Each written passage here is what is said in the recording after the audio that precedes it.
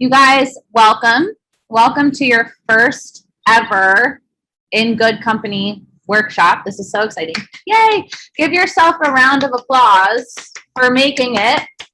You did it! Yay! We're very excited to have you here today and to start our work together. Just a few little agreements that we can all make in order for this to be a very successful session. So it would be really great when we do the online sessions if you could just mute yourself. And sometimes I might ask a question to like the whole group, and then you can go ahead and unmute yourself and speak. And of course, later when you're in your breakout session with your mentor, then you can just be off mute the whole time. But while we're together here, if you could keep muted, that would be great. So you can click the little microphone.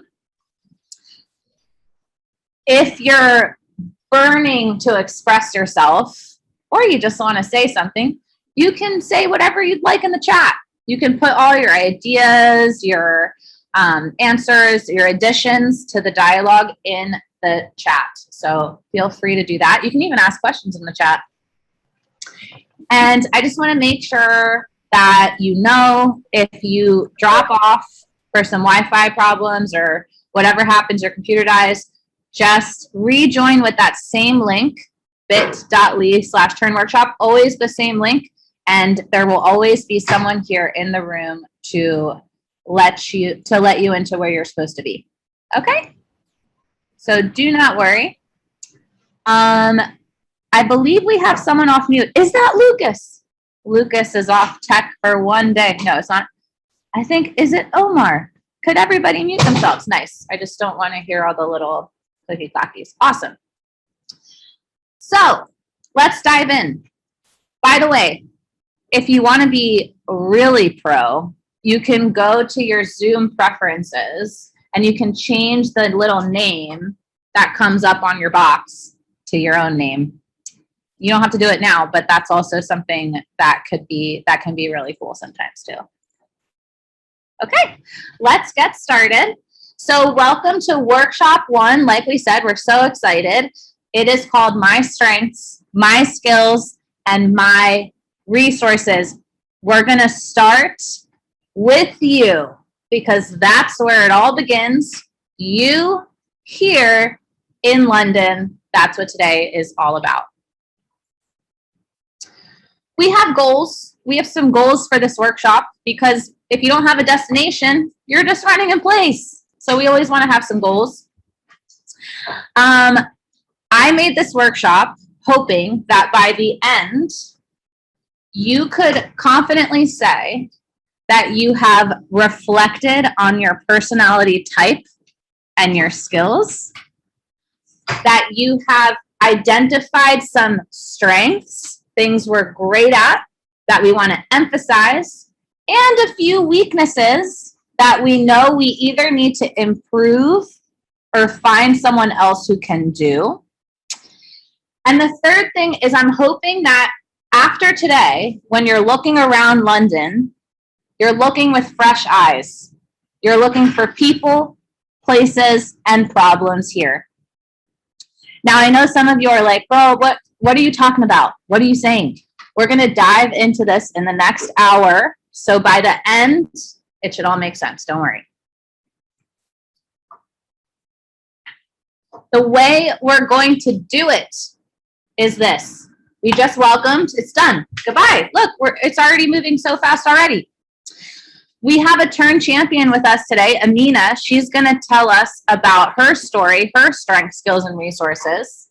Then we're going to talk a little bit about skills, and you're going to go into your first breakout with your business buddy. Woo! So exciting. We're going to come back. We're going to talk a bit about London, and then we're going to go into another quick breakout to discuss that learning. Okay? So let's take a moment to define what we're talking about in this session. Okay? So we've got our strengths. Strengths are the things you're really good at, qualities that you have. Maybe they're natural strengths. Maybe over time you've learned these strengths. Skills are the things you know how to do really well. or that you have lots of experience doing. And lastly, your resources are the supportive elements. So the things you can rely on to push you forward, the things inside of you, your personal resources, and also around you, your material resources, human resources, your network, etc. Why is it so important for us to think about this before we begin our journey? Because we are the ones building the business, and we need to know our limits. We need to know how to leverage our strengths. That helps us be strategic. And taking a moment to make a strategy before you start is the difference between working smart and working unnecessarily hard. Okay? So that's kind of the point. Now, before Amina comes to speak with us, I'm curious. If you had to guess, what types of strengths, skills, and resources do you think entrepreneurs need? Please feel free to unmute yourself and let us know. Can I start by saying, the strength part for the entrepreneurs is the ability to analyze and study the market. And analyzing the market, analyzing all kinds of stuff, right? Figuring out what things mean and why they're happening. What else?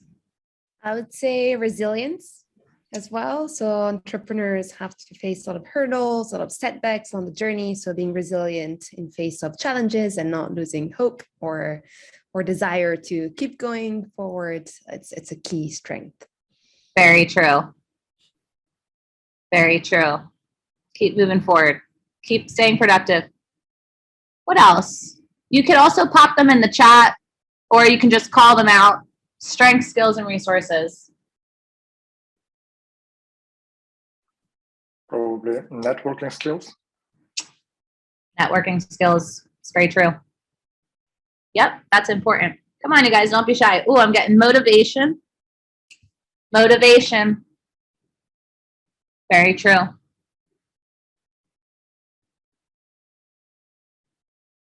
Knowing when to get help. That's very asking for help. It's not the easiest thing. In fact, it might be the hardest. I think punctuality. Punctuality. I'm so glad you said that. Yep, that is a very important one. I'm still working on that one. But what else? Being open to change. Lots of changes in the past few years. Lots of changes in business. That's right. Persistence, optimism.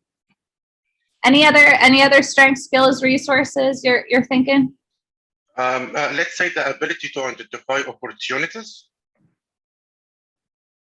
Finding opportunities. That's right. Preferably before anybody else does.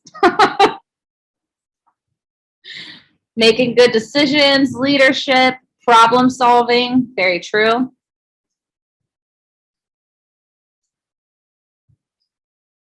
Any last thoughts? Leadership?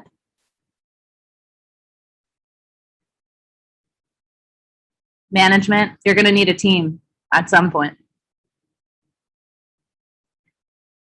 Anything else? Now, someone said motivation. What keeps you motivated? What's motivated enough?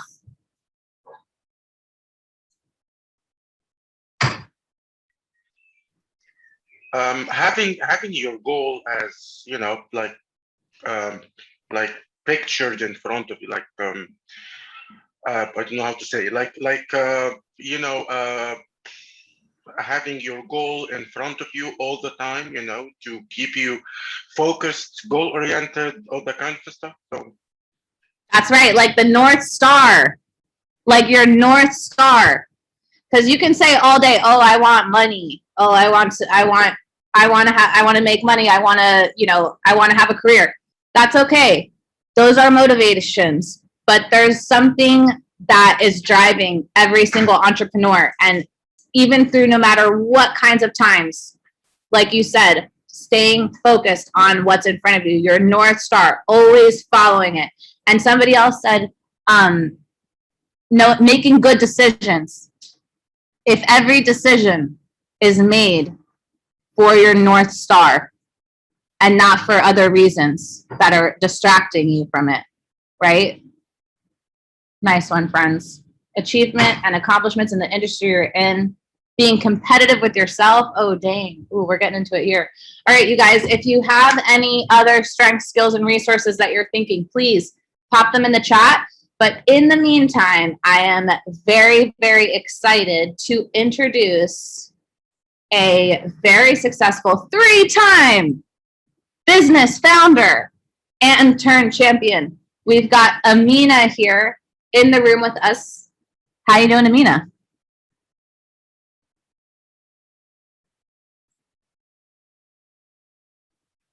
Oop, she's muted.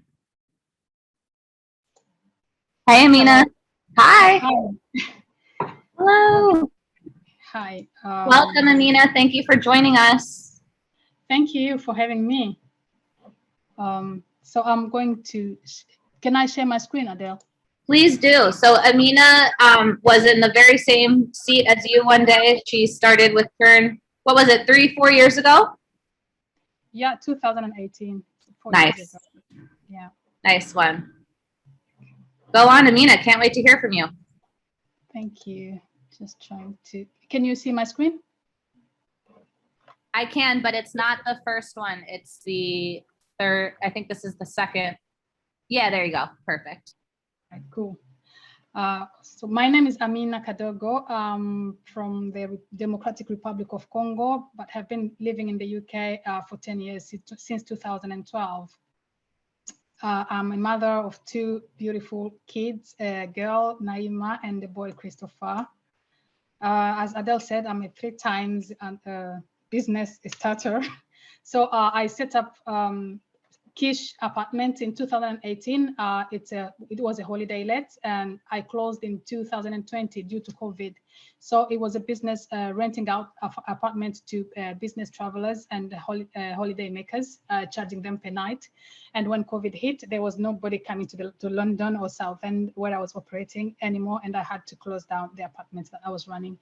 There's also Smart to Stay, which is a similar business model, but I co-owned it with a friend that I met through Turn, and it was mostly, or it is mostly, medium-term rental. So this was mostly short stay, which could take even a customer for 1 night. But this one, we're looking at 3 months more. So this is more for students who are coming here for internships and things like that. And then the newest one is ANC Admin Solutions, providing admin and accounting support to charities and small businesses. And we employ moms, and because we believe they need flexibility. It's all about remote working. It's all about flexible working. We also employ refugees and migrants because we believe they are discriminated when it comes to job opportunities. So we want to give them a chance to get into paid employment in the UK. My personality type. So I recently took a personality test as part of a training that a leadership training that I've just finished. I finished in March, and the bigger picture are almost like the trait of my personality, and there couldn't be any two. So I'm empathetic. Yeah, I try and put myself in other people's shoes. I am imaginative.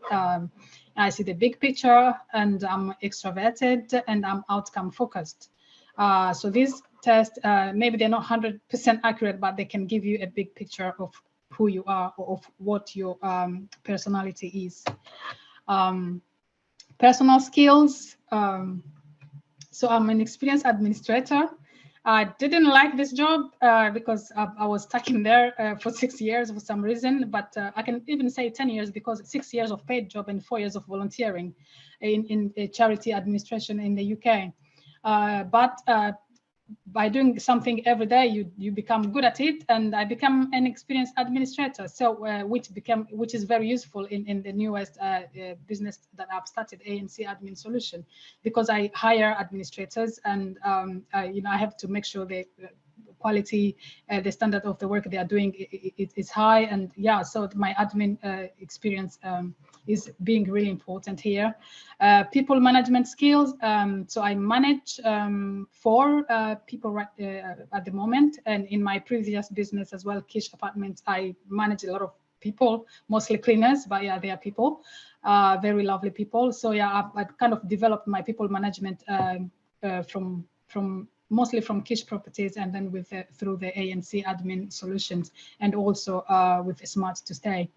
Resilience, as I think someone mentioned, the resilience as a skill when you're an entrepreneur. So my life hasn't been sorry, a walk in the park. Even my first business, the Kish Apartments, I did a deal with somebody with a couple of over £10,000. And this person falsified my signature to say, yeah, the deal was over. They've given him their part of the deal, and they didn't, and they falsified my signature. And I tried to take them at court, and it was during the lockdown. We couldn't, evidence are being, taken pictures and things like so. I got into this deal, and I lost a lot of money, and it was very. It was a shock. Not only I was closing down the business, and then all of this chunk of money being taken just like that. So if not for the resilience, I wouldn't bounce back and be where I am right now. So resilience is quite important, because in business things happen. There's a lot of failures as well as successes, and you just have to be resilient to kind of come back from the failures and keep moving. Adaptability, yeah. COVID happened, and I closed my main business, which was Kish Apartments, and then I had to be adaptable and to adapt into the new era, which is the remote working from home. People have been using Zoom a lot now. Meetings are online. Everything is online now. I've started this new business, but I haven't met a lot of people. The people I work with, I've never met with them physically. I've had to adapt to the new way of working, to the new way of doing things, which is mostly remote for people who are doing this type of office jobs. Yeah, so adaptability, flexibility is very important. To be flexible, to be able to accept change, and to adapt, whatever life throws at you, to learn from it, and to be able to adapt at whatever the situation you find yourself in. Another skill is marketing. So I studied marketing in Africa, and I worked in marketing for 4 years. I came here, my English wasn't good enough, and that I was an asylum seeker with all the problems that come with it. So I lost my confidence, and I couldn't work in marketing, because to be in marketing, you need to be confident, you need to believe in yourself, you need to be able to sell. But now, being a business person, that kind of things come back little by little, because, I did the job, so the skills are still there somehow. And the IT skills, so with remote working and with the way the world is going now, luckily, I've got some IT skills. I can work from home. I know how to use the computer. I know how to use emails. I know how to, set up Zoom calls. So now a lot of things happen online, and the IT skills kind of help me a lot. My biggest resources are my children and my friends. So my family and friends are my biggest source of motivation. So my kids give a purpose to my life. They give me a sense of living. They make me want to do better. They motivate me. Because of them, I wake up in the morning, and I want to make sure every day I do something to make my life and their life better, because I'm responsible for them, and they give me joy. They nourish my soul. So they are my everything. And that's kind of my biggest resource. The friends and the rest of the family, they are there for me. it's good to have people who hear you, they listen to you whenever you need, someone to listen to you, even if they don't always agree with me, they don't always believe my crazy ideas, but it's good to have people, to have the support of people around me, and that's a big resource for me. The other resources, my network. I think someone mentioned, sorry? Oh, excuse me. Someone mentioned network. It's very important. So I belong to a few networks, mostly professional networks in the UK, in the charity sector, because I still have a job in the charity sector. So the close social network, IMix group, which there are bigger groups of 300, 500 people representing different organizations in the charity, migration and refugee sector and all that. So and when I launched my business, those are the people I went to the first to say, this is what I'm doing, how can I support you, how can you support me? Yeah, so the network has played a very important role in the launch of my latest venture. Turn is one of my biggest resource as well. I go to them every time I need to start something, and even when I've started something, at every journey, at all my steps of being an entrepreneur, I've always needed one thing or another, and I've always come back to Turn. So for me, they're one of the key ingredients to the success of my business.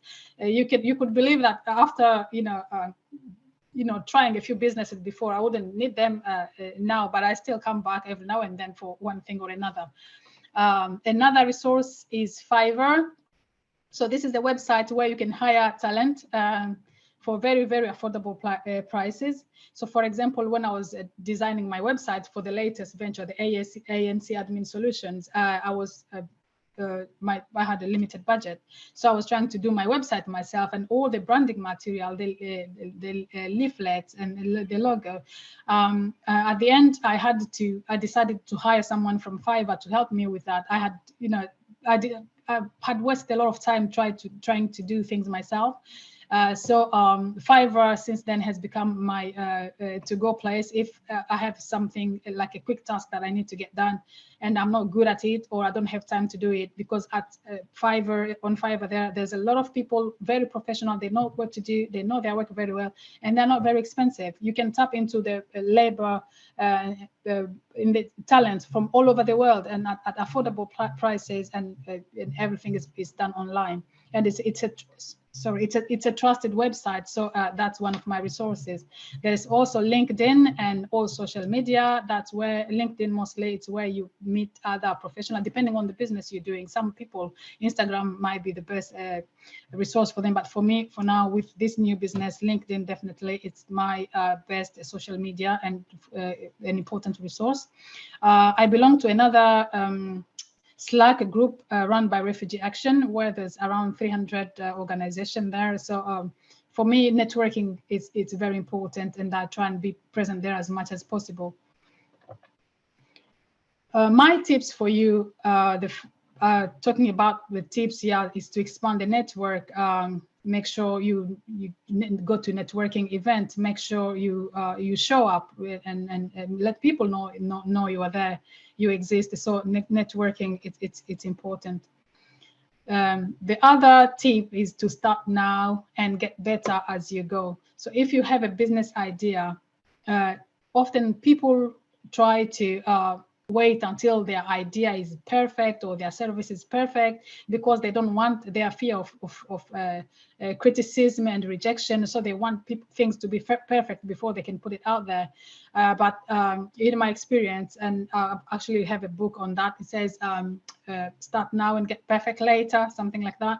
So the idea is to start and then use the feedback or criticism or whatever comes your way, use it to improve your services and your product, and get better from there. But you will never, even if you think you want to be perfect, you will never be perfect anyway. Even if you think it's perfect, they will still have a criticism for it or feedback for it. So it's about starting and then improve as you go. Sorry. Another tip is to genuinely care about people. So in business, you're gonna have to deal with people. People will buy for you. my tip is to always think win-win. So if you're going to get into a business deal with somebody, don't think only about yourself, what you're getting out of the deal. Think about the other person, what are they getting out of the deal? Do your best to help others. Always be helpful. My mom always tell me, find a lot of people to help, add value to people. And the more people you help, and then some of them will help you back and your life will be better. But if you don't help anybody, it's hard to get anybody to help you when in time of need. And the more you put yourself out there, the more you add value to people at every interaction that you have, the more you stand the chance for people to do things for you. So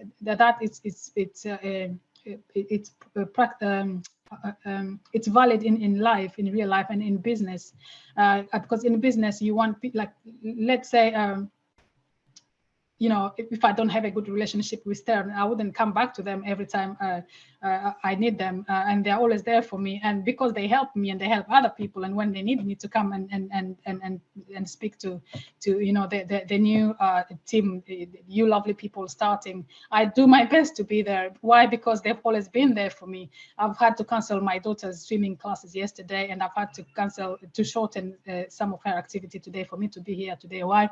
Because they've always been there for me. They've done that to a lot of other people, and I'm sure a lot of people would make a few adjustments here and there just to be there for them.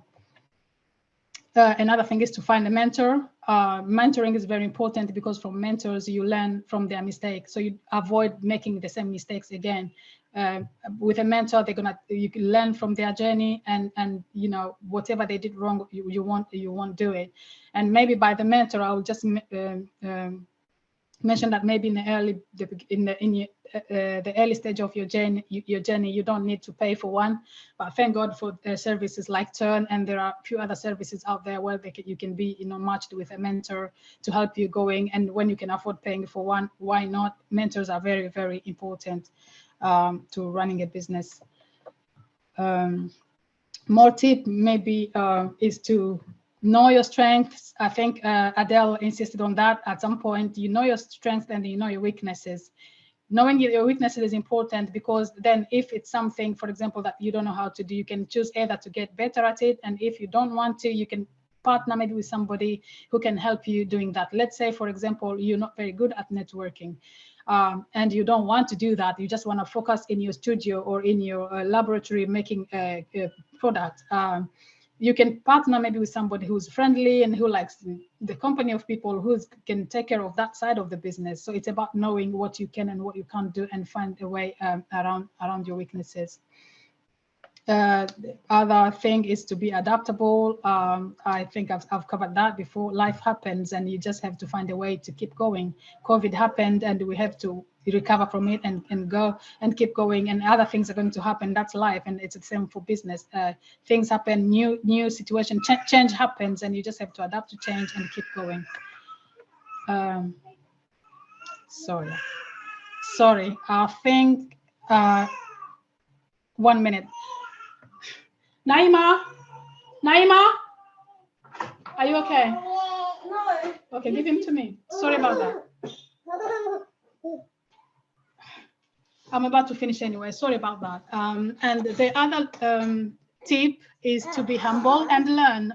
So you're gonna meet a lot of people that you have a lot of things to learn from. So we entrepreneurs, sometimes we tend to believe that we know everything, and we tend to put people off by trying, because it comes off as arrogance. So a tip there is to be humble and always listen to other people, and always find something to learn from other people. Listen, be humble, and learn. And the last one would be to go the extra mile. My mom always tells me to over deliver. If someone trusts you and they give you a bit of business, try and give them back more than what they gave you. So if someone paid you £10, for example, for a service, try and give them a service worth £12 or even more, so that they can come back and they can talk to you about the other, you know, they can talk about you to their network and, you know, give you referrals. So it's always good to go the extra mile if you can. Yeah, my happy place is my children, it's my family and my friends and my network, including Turn. Thank you. That's the end. Maybe we'll take some questions if there is any. Thank you so much, Amina. That's all right. We've got a real life entrepreneur right here. Does anybody have any questions?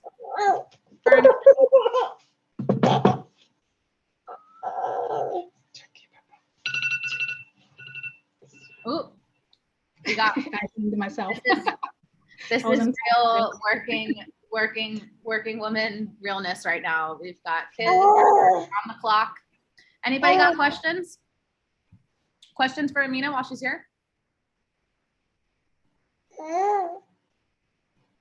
Don't be shy.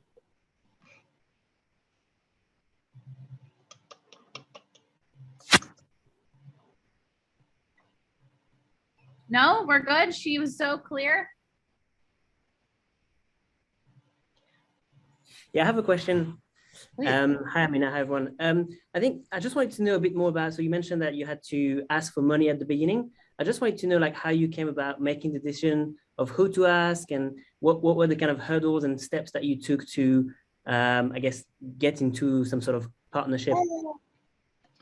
To ask for money. So I didn't, the part I mentioned about money is me giving money to somebody to do a business with a person. And then they were a rogue person. And then, yeah, so it didn't go well. So I was it was just about to say that, you know, things happen in business and you lose money, or, you know, it could be losing something very important.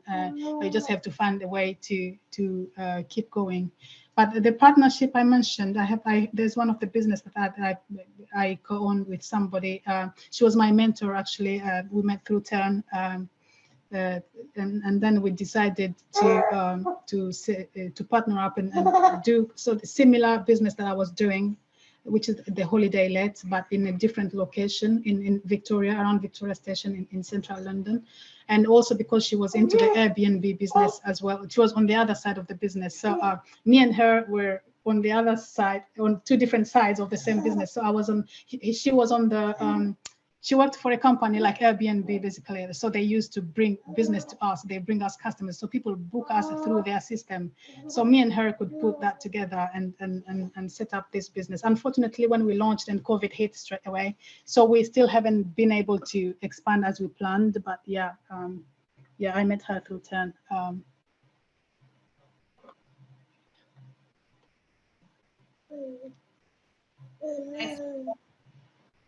Nice. Thank you so much, Amina, for being here.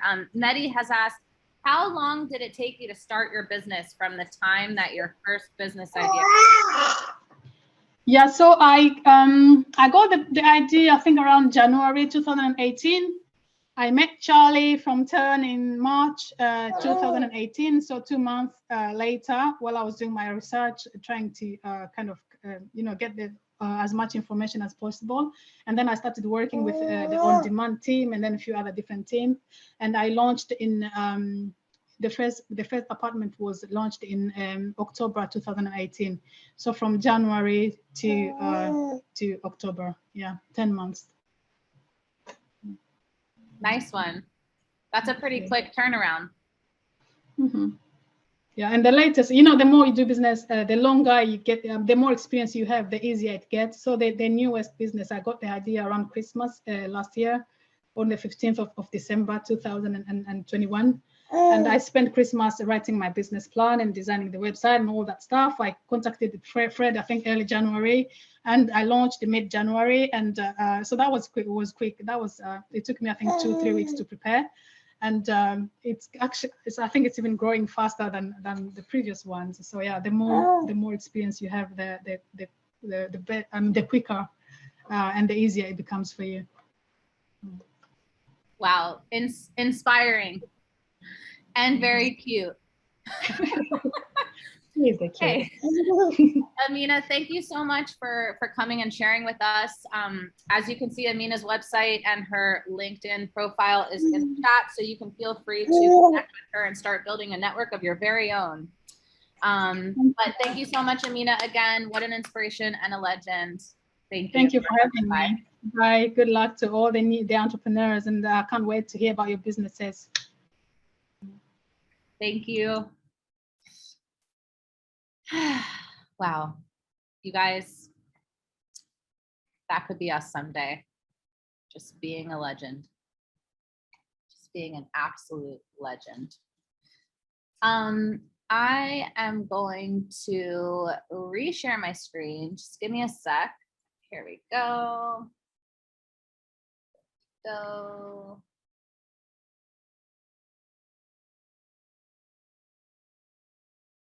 And we're in business, right? Yeah, all good, Adele. Nice. All right. Well, thank you so much to Amina. Can't wait to see what our future champions have in store for us. We're going to have champions in almost every workshop come and tell their own stories around these topics.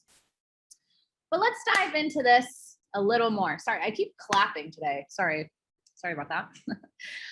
It's important to understand our strengths and also our weaknesses and who we know who might be able to help out.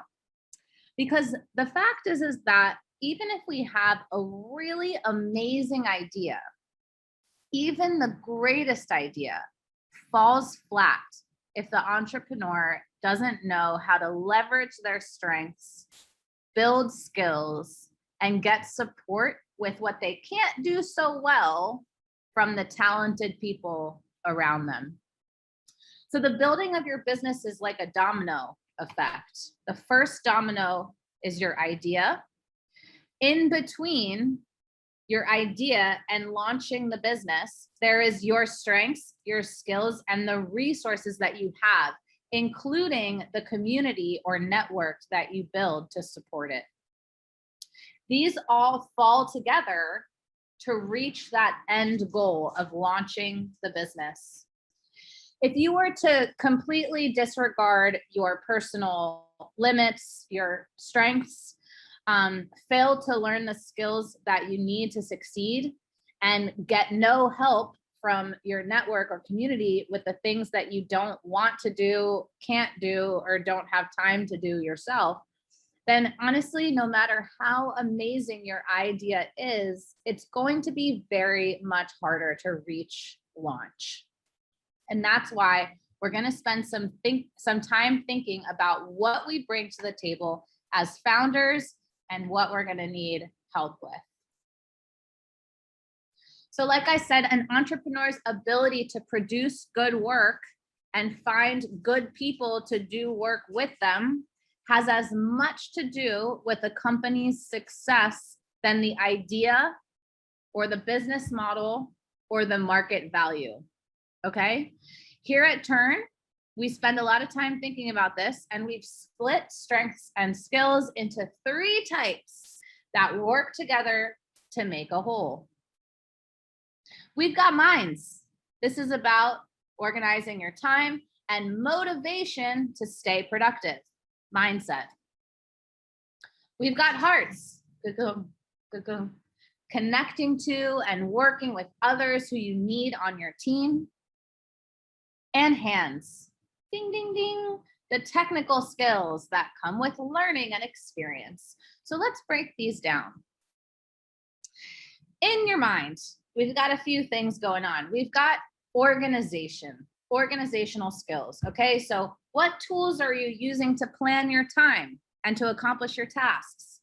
Knowing where to store things and where to find things. It sucks when you sit down and spend 2 hours just trying to find the last work that you did, and then you have no more time to work on your business. Preparing well to save time and to avoid mistakes. Setting goals and breaking those big goals into small goals that you can knock off one by one. Of course, also organizing your time. It's a limited resource, people. The way that you set your schedules, your routine, and managing your priorities. So we have a lot of competing priorities. Which needs go first and which can wait? And mindset. This is what we were talking about earlier. This is believing in yourself and in your idea nonstop, but also being honest about your weaknesses. Reflecting to see how you could do things differently, more efficiently, better. And of course, this motivation. All of you who have had a coaching session already, we really dug deep into this. Why are you here? Why do you want to be here? Like I said, sometimes people say, oh, I want to make money. I want to work in my passion. But you guys, I'm making money and I'm working in my passion, but I'm still working for somebody else. So there's a reason why you want to take on this crazy thing. And it's important to understand why and hold that as your motivation and be in the center of your mindset, your North Star. So what mind skills do you already know you have, and where in your mindset are you weak or do you need to develop? Start thinking about this. One thing that is critical in any entrepreneur's mind is to think about failure differently than most people do. Okay? As a business founder, you must anticipate that you will fall, but learning how to fall safely and standing up again is what it's all about. You can expect challenges. All entrepreneurs will make mistakes and will have pitfalls. Okay? Sometimes it's hard to see. You make a bad move in business, it's very scary. But in these moments, remember that there is always a silver lining in every dark cloud. Can anybody unmute yourself and tell me, what is one good thing every single time something goes wrong, no matter how wrong it is? You get to learn. You get to learn. That's right. You get to learn. You learn for the future. Less likely to do it again. Your unique challenges are going actually to raise your level of understanding and ability to empathize with the needs in the market. So if you struggle with something, chances are other people are struggling with it too. So make it a part of your story, something that your audience can relate to. Focus on the learning, focus on the positives, bring up the positives so you can come back better next time. Dwelling on failure, you guys, is not an entrepreneurial strength. Instead, you can reflect on the problem, but have a solutions-oriented perspective, focusing on how to progress or to unblock a situation and prevent it from happening again. That is the focus of the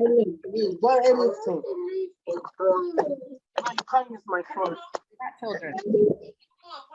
Hey guys, starting businesses too. Good, start them early. There's always a silver lining. As you have problems, you're learning more and more solutions. Thomas Edison, who invented the light bulb, said, "I have not failed. I've just found 10,000 ways that do not work." Another mindset thing, you guys, and this is really important, don't rush it. It's too important. Things will take time. Take it step by step. As we say, Rome wasn't built in a day. You're here now. You're showing up for yourself. You've made a commitment. It's not a small thing. It's a big thing. You're already thinking like an entrepreneur. You're seeking opportunities. You're being curious. You're asking for the right questions. You're looking around for who can support you. Maybe in 6 months, a year, 2 years, 5 years, you will have what you envision for yourself. But for now, it's about the journey. It's going to be long. Sometimes it feels like it goes too quick. Sometimes it's too slow. Sometimes you feel stuck. But this is a process. What we've created here is a process, but the whole entrepreneurial journey is a process, and things will change and grow as you go. Keep your eye on your North Star, be patient, trust the process, and Rome may eventually be built. Okay? Got to trust yourself and some other people, but not everyone. Heart skills, knowing who to trust and who not to trust. No, I'm just kidding. Heart skills are all about creating a community. No one does anything alone ever. So one very important heart skill is to be able to communicate, knowing how to talk about your product or service, knowing how to tell your story in a way that engages your audience. Keeping your stakeholders. So anybody who's involved in your business is a stakeholder. Anyone, from a board member to a partner to a sponsor, investor, customer, everyone. So knowing how to communicate your needs and what you're doing with all those different people. It's a little stakeholder definition there. Networking, putting yourself out there. Like Amina said yesterday, your network is your net worth, okay? Putting yourself out there, finding places where there are people who care about what you care about, building the confidence to talk to them about your business, being a part of industry networks, approaching potential partners, funders, collaborators, and asking for help. Not the easiest thing, building confidence to approach people with your needs, being able to prepare and really maximize any time that you get with people who are role models or competitors, and identifying the right people. Here's a little tip, you guys. Even remember we were talking about silver lining. Sometimes there's a dark cloud. Sometimes you need resilience. Any human being is going to doubt themselves at some point. It's normal. But in those times, look for your cheerleaders, your turn coach, your buddy, your family, your friends, peers in your industry who can encourage you, advise you, and support you. This is just as important as finding a funder or finding a customer. Hands. Ding, ding, ding, ding, ding, ding.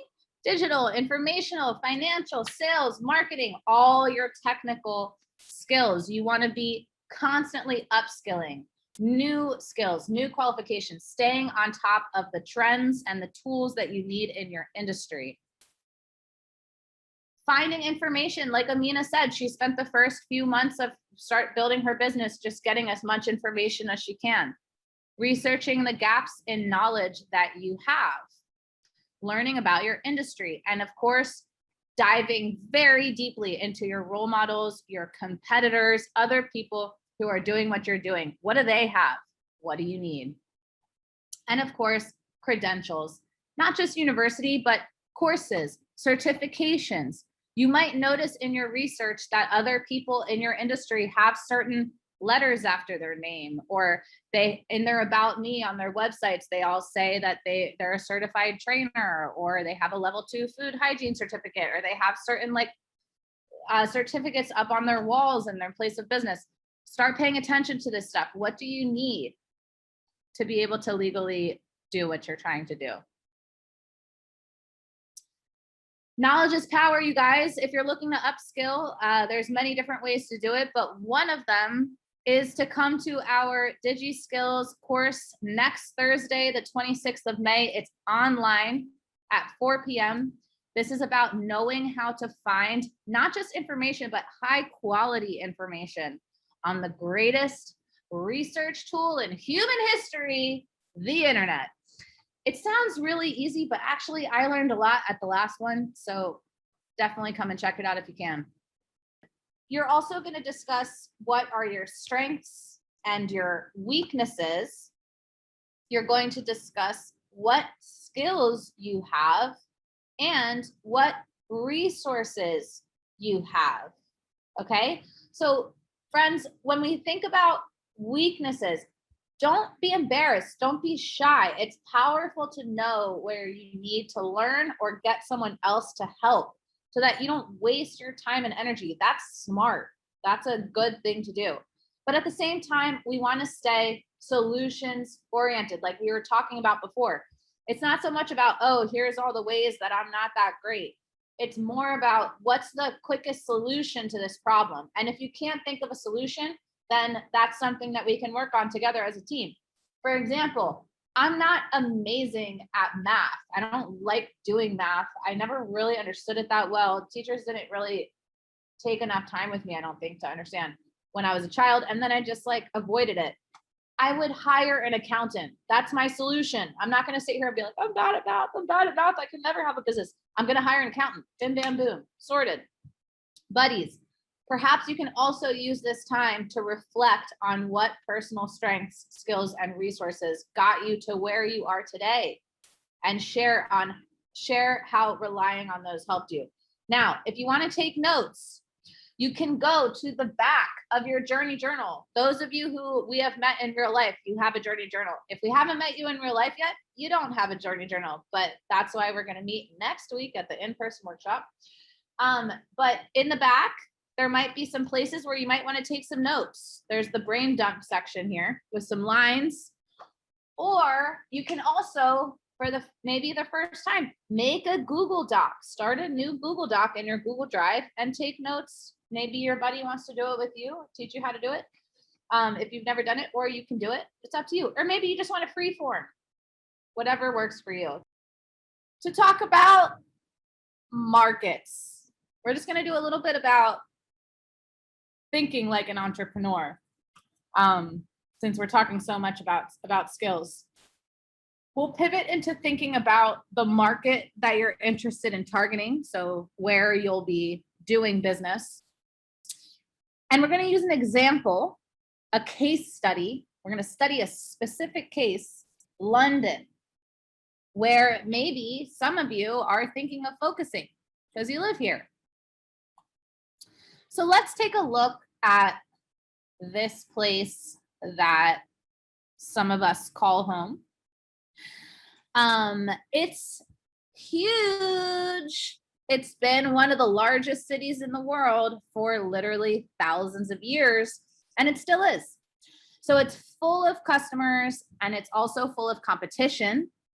So both the customers and the business owners are very savvy. They're very sharp.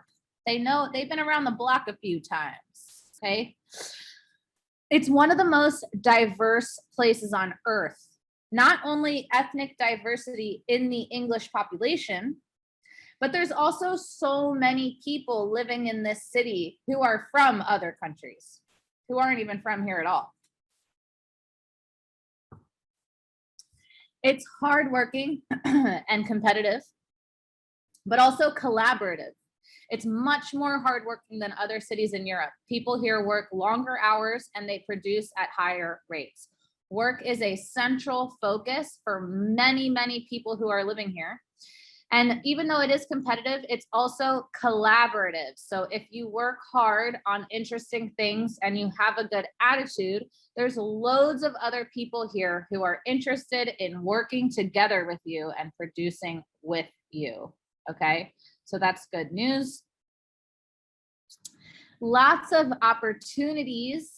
Okay, it's a very healthy environment for ideas, for entrepreneurs, including entrepreneurs from diverse backgrounds.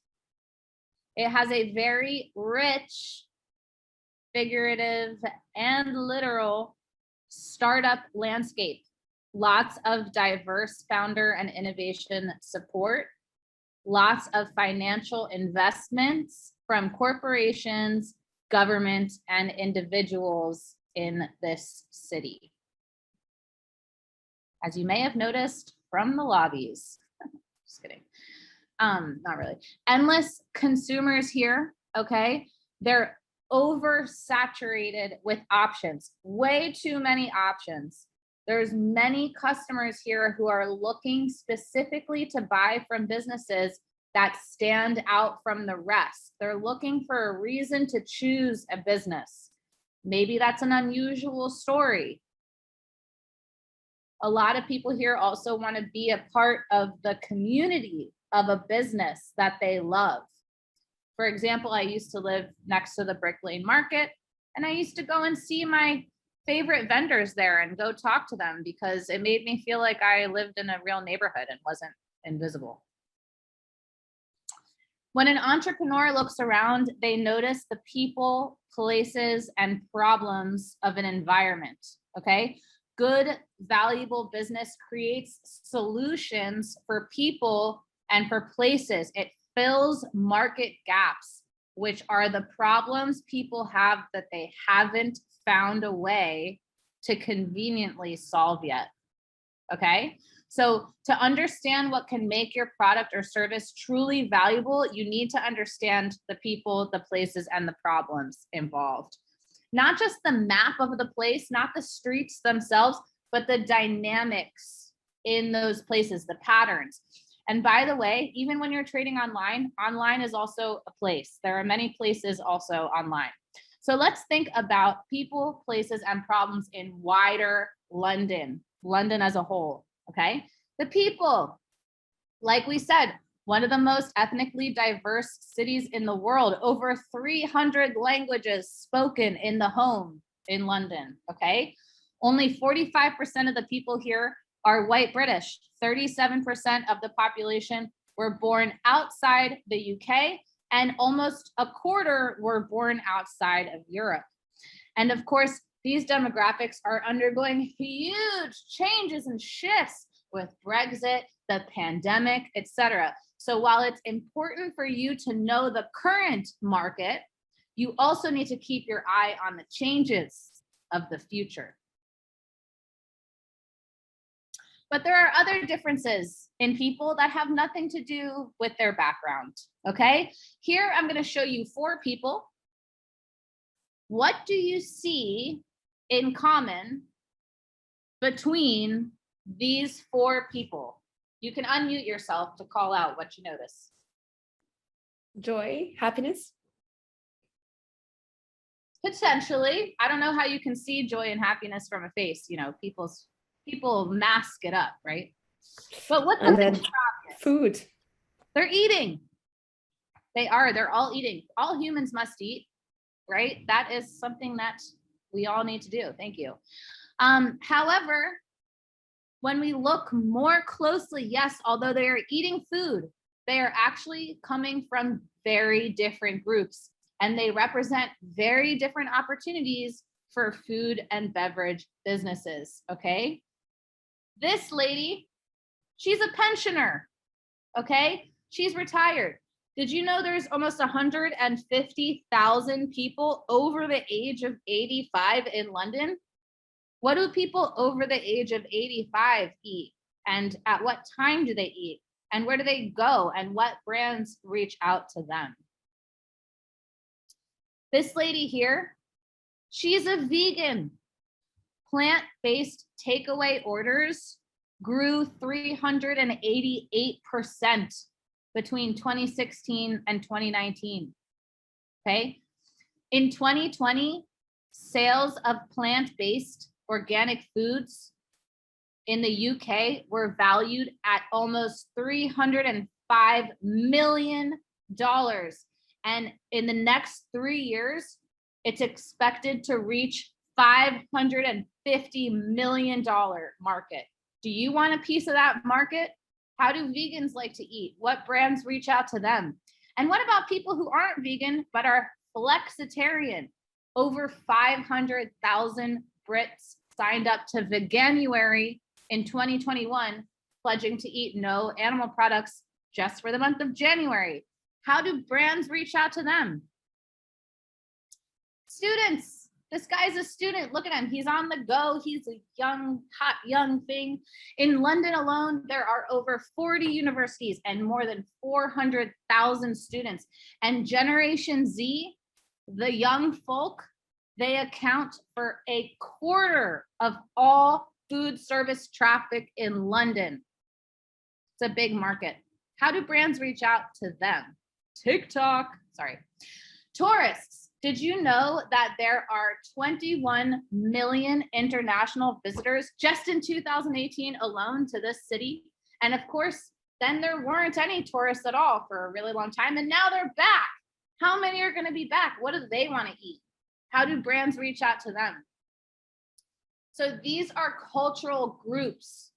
They live different lives. They have different needs, different preferences. They go to different places for different reasons. Sometimes they make decisions because they prefer that, they want that, it's their values, it's intentional, but sometimes they make decisions because it's convenient due to their location and their lifestyle. Okay, so you need to figure out how to make people choose you and why, how to get yourself in a place where they're choosing you. Across London, there are different types of people. They're coming together to use these places in very different ways. There's many contrasts, there's many intersections. Okay, so just in one place, there may be a lot of different things going on in just one day. So open your eyes, open your ears, open your heart, and observe. Seek to understand the dynamics around you. You need to see gaps, needs, solutions, trends that others don't. And preferably you want to do it first. Seeing the problems that people have in different places and figuring out how to provide something useful, something valuable to them fast is the name of the game, folks. So entrepreneurs are also looking deeper than what's in plain sight. Okay, so when you're navigating the market, you're like this ship. Boop, boop, boop, boop. The ship is you. You want to also see what's beneath the surface, because we all know what happens when you don't. Just like an iceberg. You're looking into hidden details about why your customers behave the way that they do, why they need the things they need or want the things they want. And you want to go deeper. What do you learn when you speak to people, when you collect information over time in different ways? What do you learn then?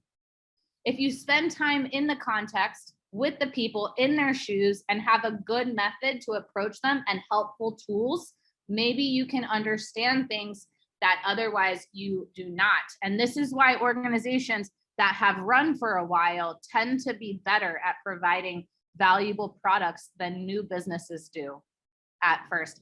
And don't forget, friends, that businesses have needs too. It's not just people out here. Some of the people are businesses.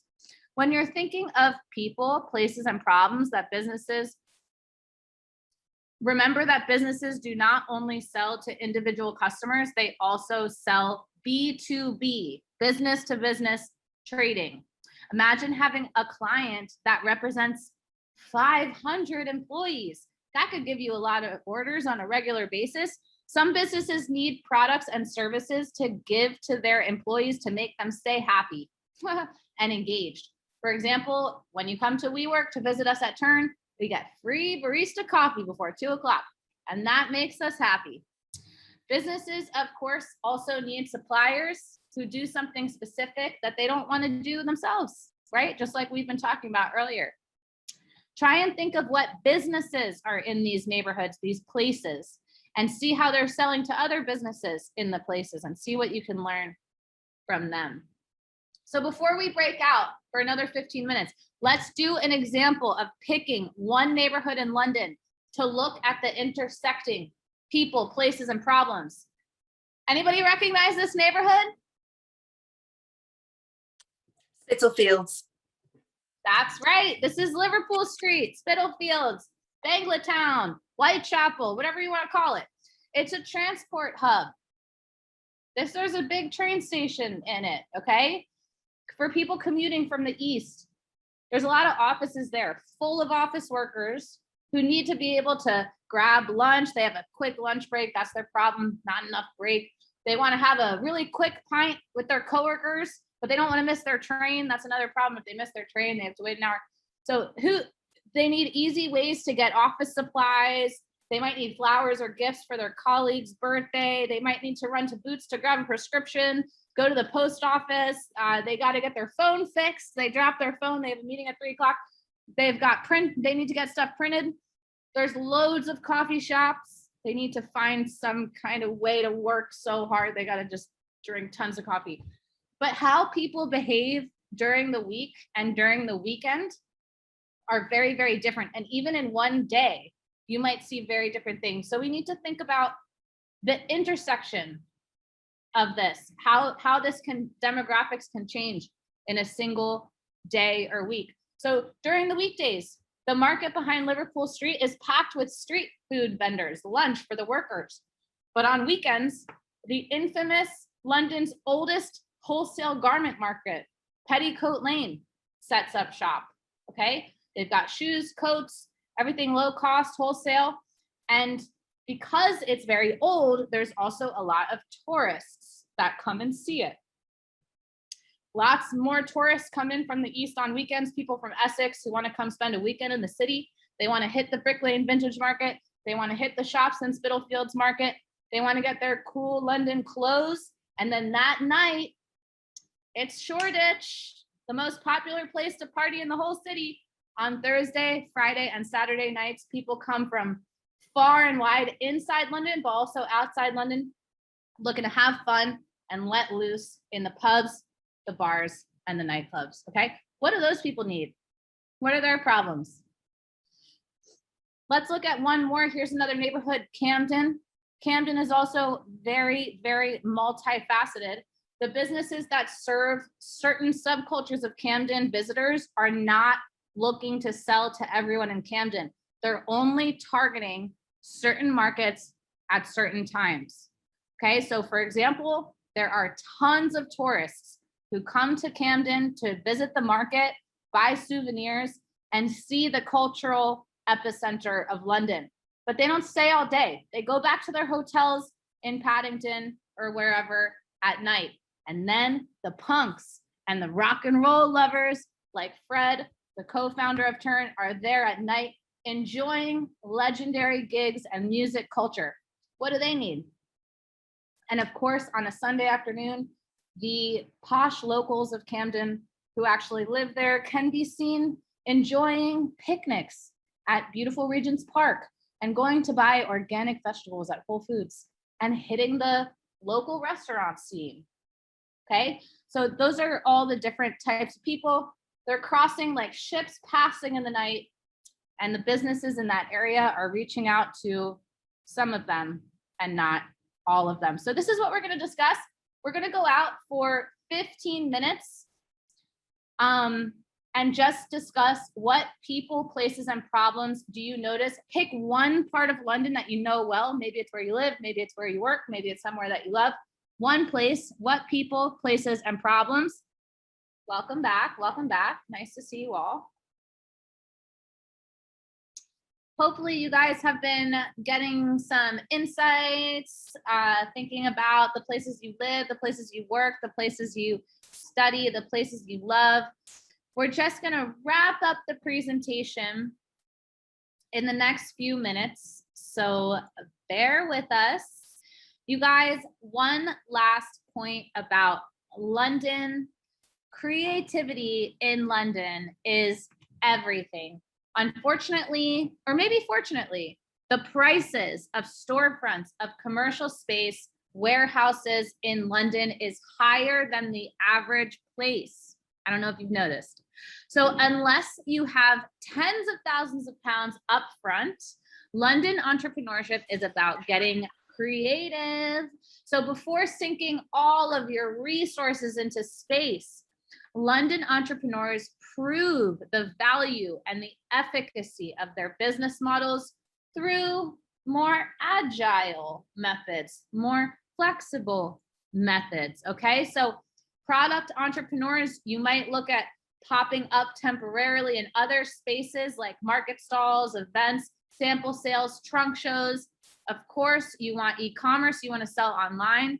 Partnerships and collaborations with others who already have the expensive things needed, like equipment or space or customer traffic, and who need what you have. And of course, community building through social media, podcasts, conferences, influencers, trade shows, YouTube, etc., that helps draw in target customers from all over and helps direct them towards your offering. So it might sometimes feel like jumping through hoops, but one or some combination of these are necessary for any London entrepreneur, okay? So as you're observing around London, look at how businesses are using these creative methods to attract more customers. Okay, so just a few things coming up in the next week. You want to be looking ahead, just a few things. Of course, you're going to want to apply the learnings from this workshop to your idea. We have a few suggestions for you to add to your to-do list. One moment. And of course, next Tuesday, our second workshop, Wild Ideas. Time is already passing fast. Here are two suggested ideas for you to really maximize the time in between this workshop and the next. First and foremost, look around, observe, notice, see London through the eyes of an entrepreneur. What are the different people, problems, and places that you see? How are they using places in different ways? Second of all, those of you who have a journey journal, you can go to pages 31 and 32 and start planning your routine. Start thinking about how you plan to be productive during the summer. You'll notice that there's this space that looks like this, page 31 and 32. Spend 2 hours planning your working routine, strategizing what your day is going to look like, what your week's going to look like, and what goals you have for the month. Okay. Remember, we were talking about breaking big things into small steps. And then next week, we are so excited, you guys. This is our first in-person workshop in 2 years. That's right, you guys. It's in person. It's at WeWork King's Place. You can get off at St. Pancras. And it's next Wednesday, the 25th of May at 5:45 sharp. Don't be late. Get there early. And it's till 8:15, friends, because it's in person, face to face. Before you go, please take one moment of your sweet, sweet time. You can hold up your phone, the camera, scan this QR code, or you can go to bit.ly/turnfeedback. We need to hear what you think about this workshop, because maybe if you tell us what you think, one day somebody will sit and enjoy an even better workshop, even better first workshop. So please, we would be nothing without feedback. We want to hear from you. We want you to raise your voice, okay? But thank you so much. Please take a minute to give us your feedback, and that is a wrap.